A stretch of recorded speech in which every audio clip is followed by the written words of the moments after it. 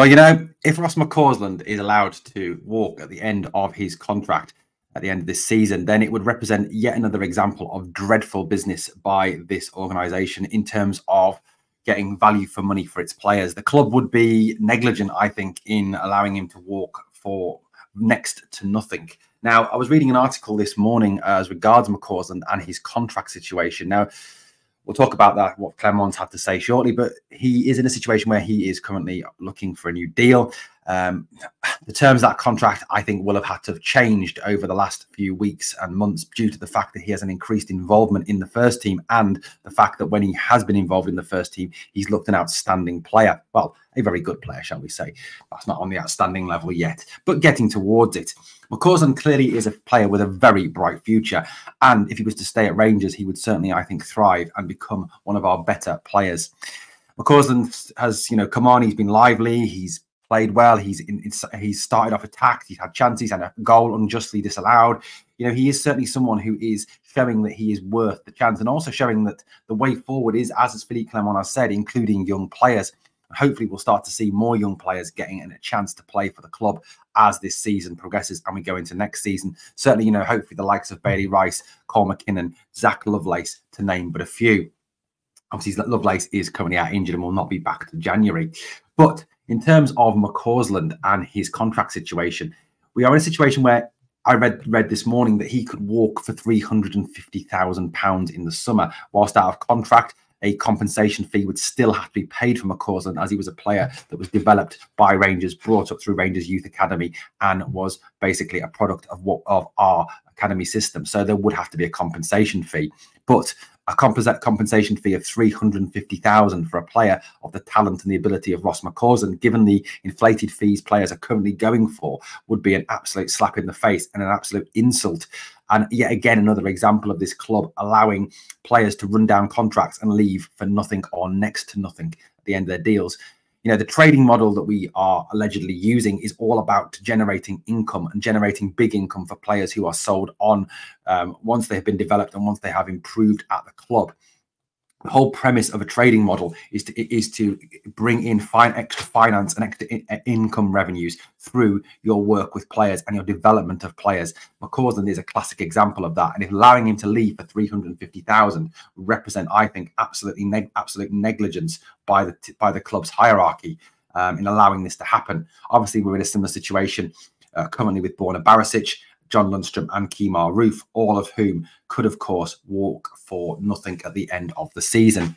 In January, McAusland, Roof, Barisic and Lundstrom are all at liberty to start talking to other teams as regards their futures as they are out of contract in the summer if Rangers don't manage to tie them down to a longer-term deal. Something that, that the club has got to stop from happening.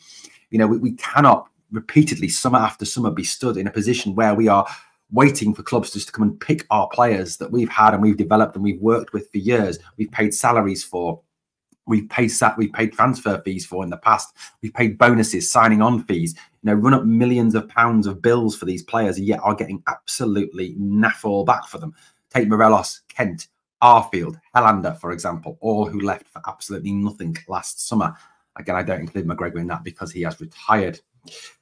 Philippe Clermont did talk about Ross McAusland and his contract situation in a limited fashion. Clermont said he knows I believe in him is staying here. Clearly, Philippe Clermont believes that McAusland has a future at this club and he has a future under Philippe Clermont.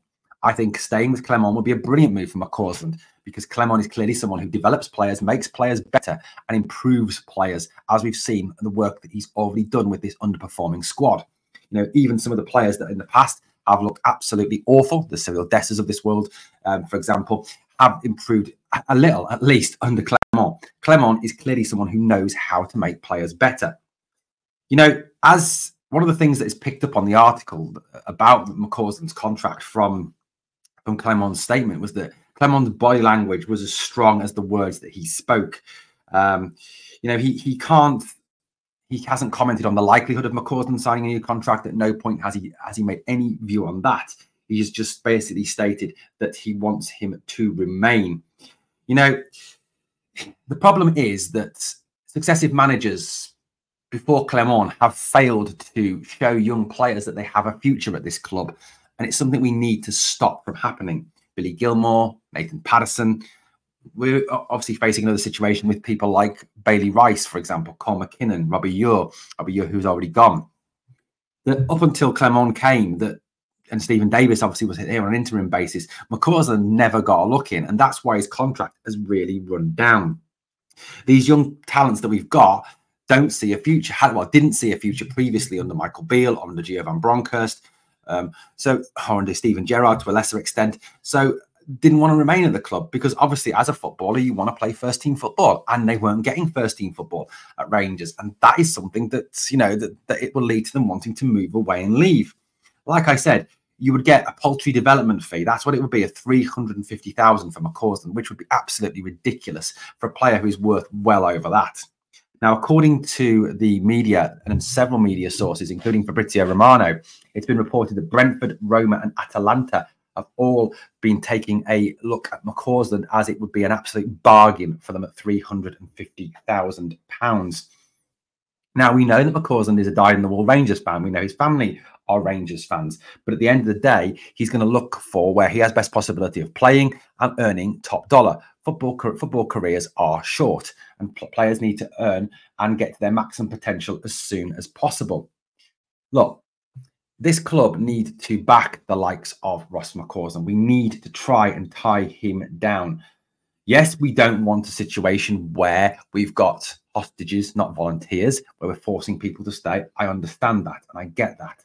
But this is a player here that we do need to really get and secure and make part of our future.